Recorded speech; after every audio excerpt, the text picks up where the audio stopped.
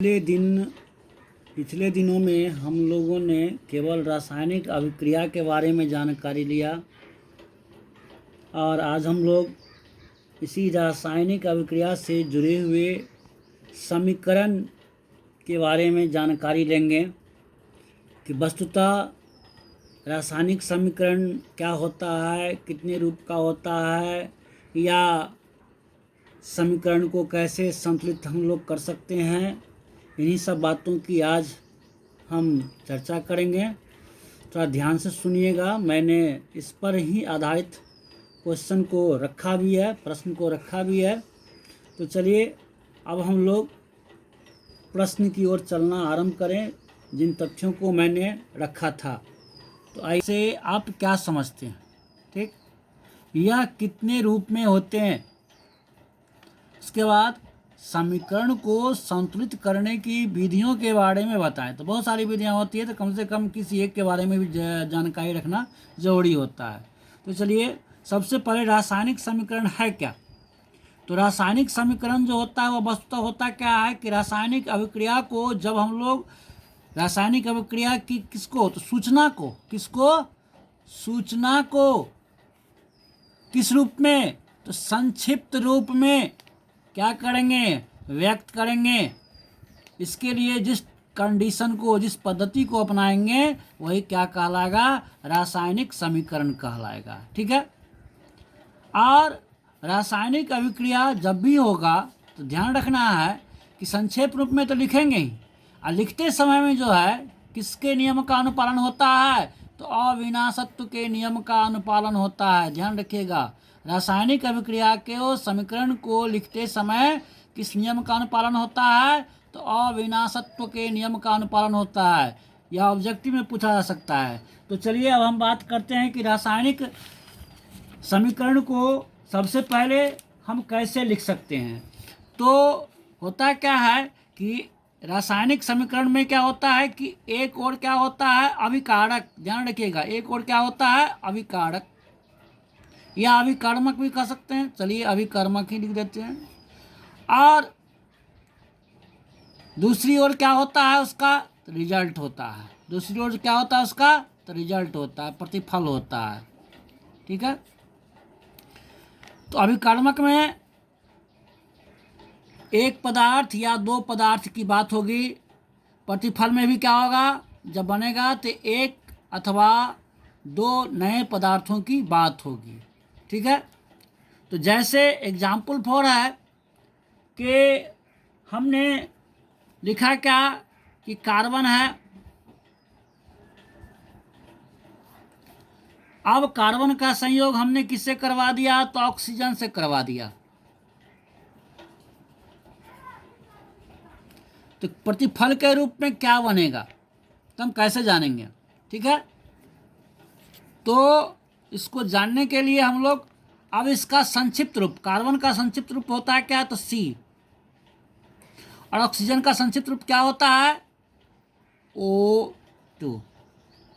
तो सी और O2 मिलकर क्या बन जाता है, CO2। ठीक है। इसके बीच में क्या लगा देंगे, प्लस। जब भी रासायनिक समीकरण को लिखना हो तो इस तरह से तीर लगा देंगे, है ना। तो ये इसका नाम क्या हो गया, कार्बन डाइऑक्साइड। इसका नाम क्या हो गया, कार्बन डाइऑक्साइड। ठीक है।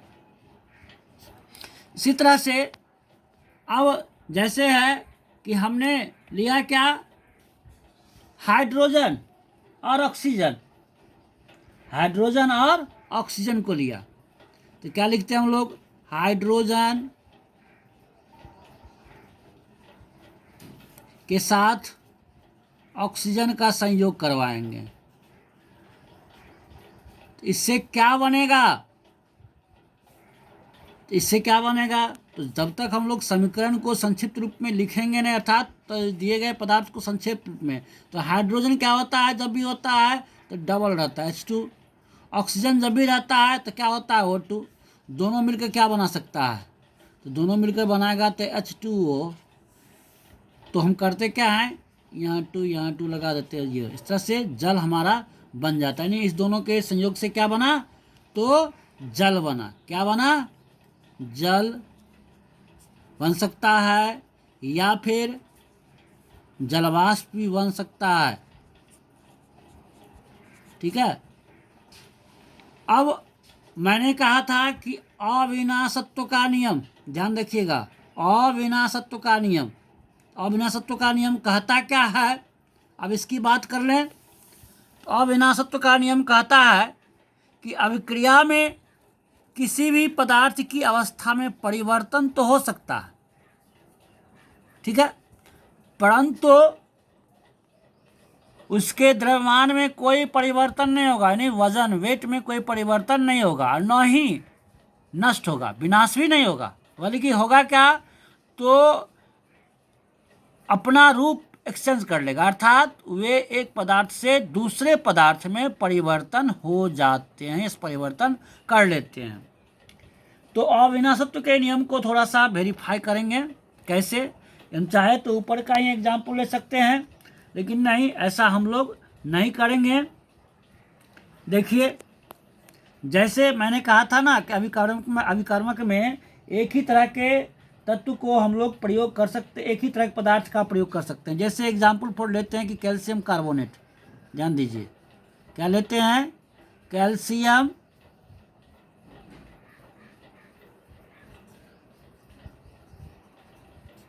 कार्बोनेट, ठीक है। अब कैल्शियम कार्बोनेट को हमने क्या किया, उसमें ऊर्जा के संपर्क में ला कर रख दिया, हिट किया या उसमें ऊर्जा के संपर्क में लाया, तो क्या बना, तो कैल्शियम ऑक्साइड बनेगा, और क्या बनेगा, तो कार्बन डाइऑक्साइड बनेगा। क्या बनेगा, कार्बन डाइऑक्साइड बनेगा, ठीक है। तो इसको हम लोग संक्षिप्त रूप में कैसे लिखेंगे, सूत्र के माध्यम से, कि कैल्शियम कार्बोनेट CaCO3, इसको मैंने क्या किया था, उसमें ऊर्जा हीट पावर के संपर्क में लाया था, किसके पावर में, तो हीट पावर के संपर्क में रखा था। तो क्या बना यहाँ, calcium oxide CaO plus CO2, ठीक है। तो ये हमारा गैसीय रूप हो गया, ठीक है। तो इसको इस तरह से, अब देखिए यहाँ पर कहता क्या है कि यह क्या था, ठोस अवस्था में था, ठीक है। और यहाँ क्या हो गया, मान लीजिए ये ठोस अवस्था में है, तो ये भी ठोस अवस्था में है, लेकिन ये क्या है, गैसीय अवस्था में। तो अवस्था में परिवर्तन तो हो गया, मान कर चलिए ये ठोस है, तो ये क्या हो जाएगा, क्षारीय रूप, पाउडर के रूप में दिखलाई दे सकता है, और यह गैस के रूप में भी परिवर्तन हो सकता है। लेकिन जब इसका हम वेट करने जाएंगे प्रयोगशाला में, तो कैल्शियम कार्बोनेट का जितना वेट होगा उतना ही इस दोनों का भी द्रव्यमान होगा, अलग अलग अगर तोलेंगे तो नष्ट भी नहीं हुआ। जैसे कैल्शियम, तो कैल्शियम रह गया, ये कार्बन, तो कार्बन रह गया, ऑक्सीजन का भी देख लीजिए, यहाँ एक और यहाँ दो, यानी कोई भी चीज़ विनाश नहीं हुआ, बल्कि क्या हुआ कि एक पदार्थ से दूसरे पदार्थ में वह अपना रूप परिवर्तन कर लिया, ठीक है। अब मैंने कहा था कि रासायनिक समीकरण वस्तुतः होते हैं कितने प्रकार के, तो रासायनिक समीकरण जो होते हैं वह मूल रूप से दो प्रकार के होते हैं। मूल रूप से कितने प्रकार के होते हैं, दो प्रकार के, ध्यान दीजिएगा। रासायनिक समीकरण कितने प्रकार के, दो प्रकार के। तो पहला क्या होता है, असंतुलित, पहला क्या होता है, असंतुलित समीकरण, पहला क्या होता है, असंतुलित समीकरण, और दूसरा क्या होता है, संतुलित समीकरण, ठीक है। तो प्रश्न उठेगा कि असंतुलित किसको कहेंगे और संतुलित किसको कहेंगे, ठीक है।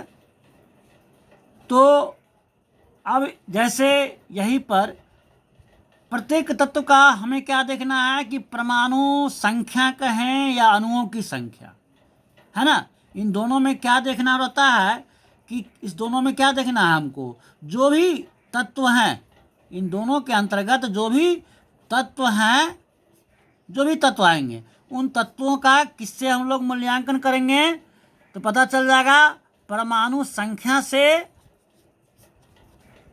या फिर कह सकते हैं अणुओं की संख्या से।